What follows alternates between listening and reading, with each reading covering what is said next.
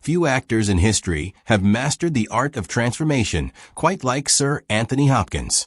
For over 6 decades, he has moved between monsters and men, saints and sinners. Each role is performed with such quiet precision that audiences forget they are watching an actor at all. Now at 88 years old, Hopkins remains a living study in discipline and humility, in the eternal curiosity that keeps the great artists alive.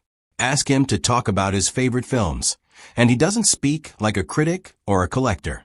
He talks about scripts, the rhythm of words, and the way dialogue can inform your body the way music guides a pianist's hands. To Hopkins, cinema is not just performance, it's a conversation between actor and story, a duet between instinct and structure. The 6 films he names as his favorites reveal not only what he admires as an artist, but what he values as a man: empathy, precision, and truth. Some are his own masterpieces. Others are classics that once set his imagination alight. Together, they trace the evolution of a performer who still believes that every day is a rehearsal.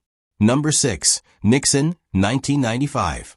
When Anthony Hopkins played the role of Richard Nixon, even his closest friends questioned why. After all, Nixon wasn't a character audiences loved. He was the scarred face of scandal, paranoia, and political downfall. But that was precisely what drew Hopkins in. He once said in an interview that he felt great empathy for Nixon, a man of immense pride who loved being president and then screwed it up. He described him as a lonely, tragic figure and added that he was surprised Nixon didn't simply blow his brains out after Watergate. To Hopkins, Nixon wasn't a villain. He was Shakespearean. He's like King Lear, he said, a man collapsing under the weight of his own ambition.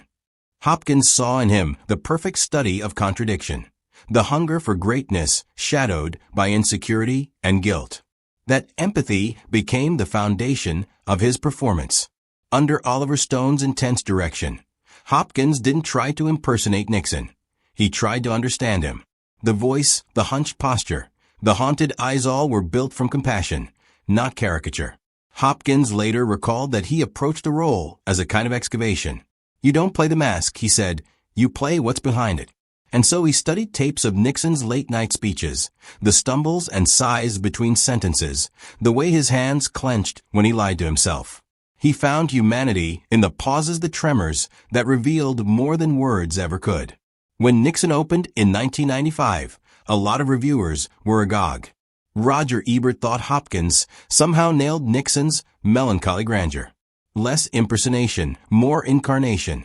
A man drowning in his own contradictions. The film won Hopkins another Academy Award nomination, but at this stage in his career, awards were beside the point.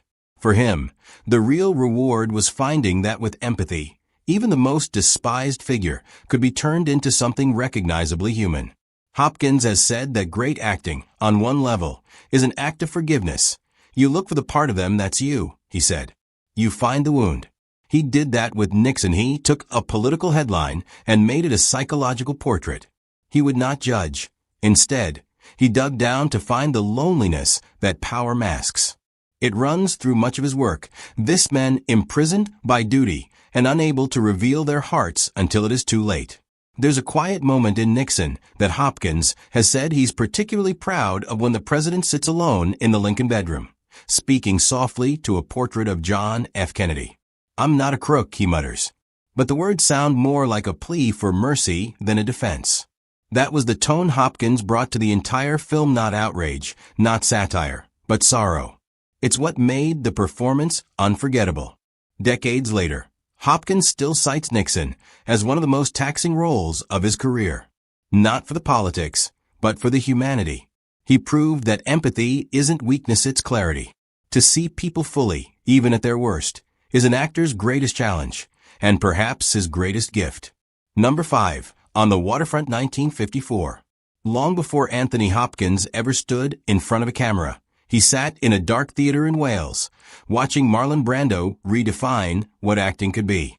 The film was On the Waterfront, and it didn't just impress him, it converted him. Hopkins would later say that Brando's famous taxicab scene was still breathtaking decades after its release. It was the moment he realized that acting could be alive, spontaneous, truthful, unpolished. "I could have been a contender," Brando says, his voice shaking between anger and regret. Hopkins said that line echoed in his mind for years. It wasn't the words themselves, it was what Brando did between them. The hesitation, the confusion, the quiet heartbreak. Hopkins once admitted that Brando's performance in that scene was the reason he became an actor. "He changed the language of film," he said. "He made it human again." British acting at the time was rooted in theatrical precision. The way one pronounced the words, the posture, the restraint. And then there was Brando, mumbling, sweating, feeling. To a young Hopkins, who often felt out of step with polite British training, this was liberation. On the Waterfront was like the discovery of permission to be raw. It showed him that truth mattered more than polish, that silence could speak louder than a soliloquy. In later interviews, Hopkins frequently returned to that idea, the truth of behavior. He admired Brando's willingness to let a pause, a glance, or a shrug carry emotional weight. Hopkins said Brando didn't act, he existed. You could see his thoughts moving behind his eyes.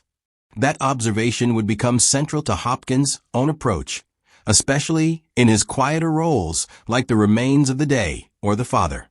On the Waterfront echoed Hopkins, too, in its theme of moral awakening. Terry Malloy's struggle to speak the truth is something Hopkins speaks about a lot, the notion of integrity as rebellion. Hopkins once said that true courage in life and art is simply to tell the truth and take the consequences. That philosophy can be traced back to this movie. Terry risks everything in order to stand up to corruption. He loses his friends, his safety, his future, but gains his soul. Hopkins has gone so far as to describe On the Waterfront as one of the greatest acting lessons ever put on film. Certainly not just Brando, because every supporting performance there is real, from Carl Malden to Eva Marie Saint. He admired the way Elia Kazan, the director, creates tension from minor gestures and close-ups, intimacy instead of spectacle. Hopkins once joked he'd watch Brando butter bread for 2 hours, because that too would seem alive. In a way, On the Waterfront set the emotional template for Hopkins' entire career. The stillness, the restraint, the unspoken emotion all trace back to that cab scene. It taught him that acting isn't about pretending. It's about remembering what it feels like to be human. Number 4. The Bounty, 1984. Every actor has one of those films that slips through the cracks, a project that meant more to them than the audience would ever realize. Anthony Hopkins has called The Bounty one of his personal favorites, not because it won awards or box office glory, but because it tested his discipline and deepened his respect for storytelling itself. In 1984, Hopkins stepped aboard a recreation of the HMS Bounty to play Lieutenant William Bligh, the stern, exacting captain whose authority collapses when his crew, led by Mel Gibson's Fletcher Christian, stages a legendary mutiny. Hopkins later told Far Out magazine that the film nearly took a very different form. Under the late director David Lean, the original script would have stretched to 4 or 5 hours. When Roger Donaldson took over, the screenplay was tightened, and Hopkins said he was relieved. It became, he said, the version I was proud to sail with. Hopkins's Bligh isn't the caricature the audience is prepared for. Past adaptations made the captain out to be a sadist. Hopkins found the man inside the myth, rigid, intelligent, frightened of losing control. He approached Bligh not as a villain, but as a professional undone by pride.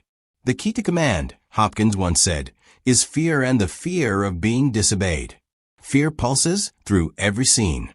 His clipped orders, his desperate eyes scanning an endless sea of rebellion, reflect the fragility of power. What Hopkins most valued in The Bounty was its moral ambiguity. No one is entirely right, no one entirely wrong. It's the human condition boiled down to wound, salt, and ego. He admired that Donaldson's version resisted melodrama, allowed the ocean itself to judge its characters. The storms were real, the deck slick with cold water, the ropes biting into hands. Hopkins did much of the grueling work himself, believing that authenticity couldn't be faked. You can't pretend to be cold, he said. You either are or you're not. The role also tapped into one of Hopkins' lifelong fascinations: leadership. He's often spoken about how authority exposes the soul, how power isolates those who wield it. In The Bounty, Bly's obsession with order becomes his undoing, the same flaw that fascinates Hopkins in so many of his characters, from Nixon to Hannibal Lecter. Watching Bly lose his ship but cling to his dignity, Hopkins found a kind of tragic purity. When Bly navigates 3,600 miles in an open boat after the mutiny, surviving impossible odds, Hopkins saw not cruelty, but endurance. He was a survivor, he said. And survival is never pretty. Critics have since called The Bounty one of the most nuanced takes on the legend, a film about duty rather than heroism. Hopkins' performance anchors it, cold yet oddly sympathetic, a man who mistakes control for safety. It's easy to understand why the actor holds on to it. For a craftsman for whom scripts are sacred, The Bounty was actually a reminder that imperfection, the unpredictable sea, human error, can make art feel alive. Number 3. The Father, 2020. When The Father was released in 2020, many critics dubbed it a late-career miracle. For Anthony Hopkins, however, it wasn't a miracle. It was a culmination. Decades of craft, intuition, and observation converged into a single, devastating performance. At 83, he gave the world a portrayal of dementia so raw that even seasoned audiences found themselves lost in his confusion.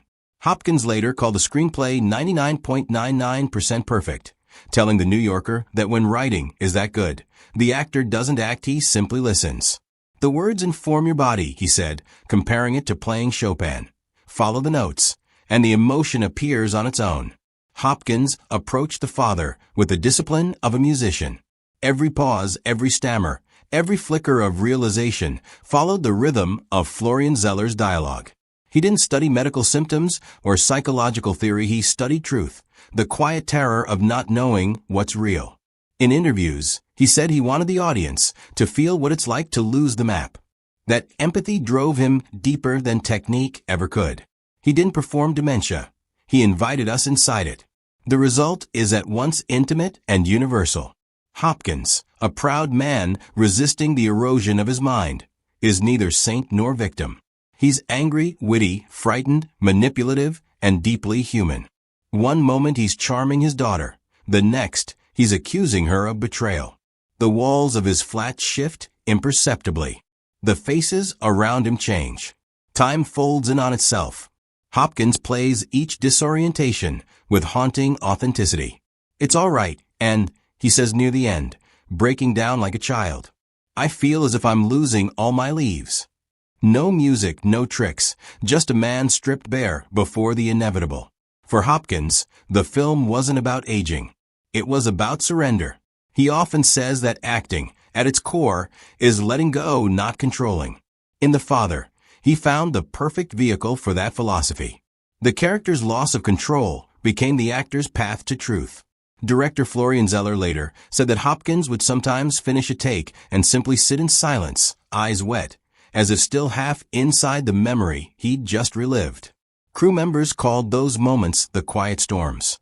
The performance earned Hopkins his second Academy Award nearly 3 decades after The Silence of the Lambs. When his name was announced, he was asleep at home in Wales.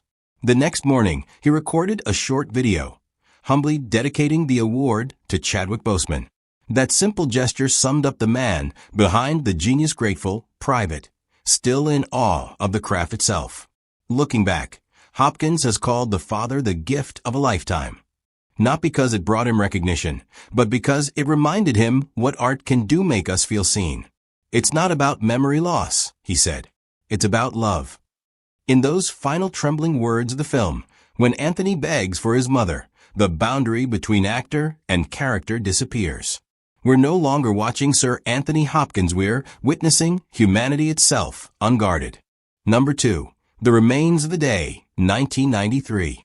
If The Father was a film about losing control, then The Remains of the Day is about never allowing yourself to have it in the first place. For Anthony Hopkins, James Ivory's quiet 1993 masterpiece represents one of the most delicate performances of his career, and one of the few films he calls 99.99% perfect. He told The New Yorker that a screenplay like this is like Chopin. You just play the notes, and the emotion appears. It's not a film about what's said, but about what's suppressed. Hopkins plays Stevens, a dignified English butler whose life has been spent in service to others. His posture is immaculate, his tone unwavering, his face almost unreadable. Yet behind that mask of professionalism is a man who has traded his heart for a code of manners. The story follows him through years of quiet repression as he fails to confess his love to Miss Kenton, Emma Thompson, and later reflects on what might have been. Hopkins' performance is so restrained that a single breath, a flicker of hesitation, feels like an emotional earthquake. He once said that The Remains of the Day was one of the hardest roles he ever played precisely because it required him to do nothing. Stillness, he explained, is the hardest thing for an actor. You have to let the silence carry you. And it's in those silences, especially in the devastating scene where Stevens and Miss Kenton touch hands only to pull apart, that the entire tragedy of the film lies. Hopkins referred to moments such as those as music in slow motion. Every pause, every look, every unspoken confession becomes a note of heartbreak. In interviews, he compared working with James Ivory to performing chamber music. Everything is precise, measured, and collaborative. There was no improvisation, he said, because none was needed. The script told me everything. You just have to trust it. That trust became the foundation of his performance, a masterclass in emotional minimalism. What makes The Remains of the Day so profound, Hopkins says, is its exploration of regret not as a single mistake, but as a lifetime of small denials. He thought duty was love. Hopkins once said of Stevens, he thought control was strength. But in the end, he realizes he's missed the one thing that mattered. It's a realization Hopkins delivers with heartbreaking restraint, never crying, never begging, just standing in the rain, smiling politely as his soul breaks. Critics hailed it as one of the finest performances ever captured on film. Pauline Kael wrote that Hopkins could make you weep without changing his expression, and indeed he does. You don't see the emotion. You feel it vibrating beneath the surface. That's the Hopkins trademark, acting so subtle it feels invisible. Even today, he speaks about the remains of the day with reverence. It's about the silence in life, he said. What we don't say. What we lose because we're afraid to speak. Number 1. The Silence of the Lambs, 1991. When The Silence of the Lambs finally hit screens in 1991, it didn't just redefine the thriller, it redefined Anthony Hopkins. In less than 25 minutes of screen time, he created one of the most iconic characters in film history, Dr. Hannibal Lecter, the brilliant, elegant, and terrifying cannibal whose calm intelligence was more chilling than any act of violence. Hopkins once said in The New Yorker that when he first read the script, he didn't even finish it before calling his agent to say, "This is a wonderful part. I want to play him." He later described the script as 99.99% perfect. It didn't need embellishment or grand theatrics. It only needed trust. The words, he said, inform your body. That's how he found Lecter's stillness, not through menace, but through rhythm. He read the lines slowly, precisely, as though savoring them like a fine meal. The pauses became his punctuation marks. The result was hypnotic, a man whose politeness was more dangerous than his appetite. Hopkins approached the role of Lecter as a study in psychology, not in horror. He once joked, "I have an instinct for narcissists." Instead of playing evil, he played intelligence, a predator who sees through everyone else's masks. His decision to rarely blink, to hold Clarice Starling's gaze just a little too long, turned the simple act of looking into an act of domination. Director Jonathan Demme said the performance worked because Hopkins never overplayed it. He let the audience imagine what he was capable of. The scene in which Lecter first meets Clarice just standing still in that glass cell, voice soft, diction perfect, is by now iconic in pop culture. Hopkins said he studied the way reptiles move, how they conserve energy until the precise moment of attack. Stillness, he explained, is power. And nowhere in cinema is that more evident than in Lecter's soft-spoken cruelty. A line like, "I ate his liver with some fava beans and a nice Chianti," is delivered not as a threat, but as a confession of pleasure. Behind the horror, though, Hopkins saw humanity, the mirror image of Clarice's courage. He admires her, Hopkins said. He doesn't want to kill her. He wants to understand her. That complexity is what makes Lecter unforgettable. He's not a monster, he's a man whose intellect devoured his empathy. Hopkins' performance won him the Academy Award for Best Actor, and the film swept the Oscars, becoming one of only 3 movies in history to win all 5 major categories. More than 3 decades on, Hopkins still speaks of The Silence of the Lambs with gratitude. "It was a great script," he says simply. "I just followed the notes." In that modest statement lies his whole philosophy of acting. Let the work speak. Don't show the fear. Let the silence carry it. At the age of 88, Sir Anthony Hopkins is living proof that mastery isn't about mystery. It's about consistency, humility, and curiosity. His 6 favorite films reveal the anatomy of that mastery, from the tortured loneliness of Nixon to the cold control of The Silence of the Lambs, from the command and chaos of The Bounty to the emotional surrender of The Father.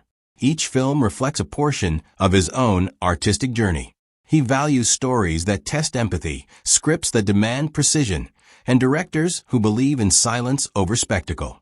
Hopkins often says that great acting is learning to listen to the script, to your fellow actors, to the rhythm beneath the words. In every one of these films, whether he's serving tea in the remains of the day or serving terror in the silence of the lambs, he listens. He lets the story move through him, not the other way around.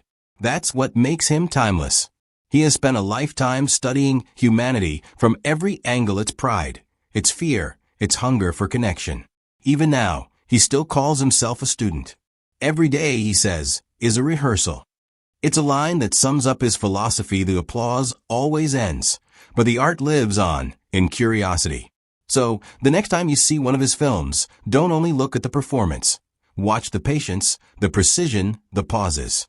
Because within those silences lies the truth of Anthony Hopkins, not a legend pretending to be human, but a human who has never stopped seeking the truth in the art of pretending.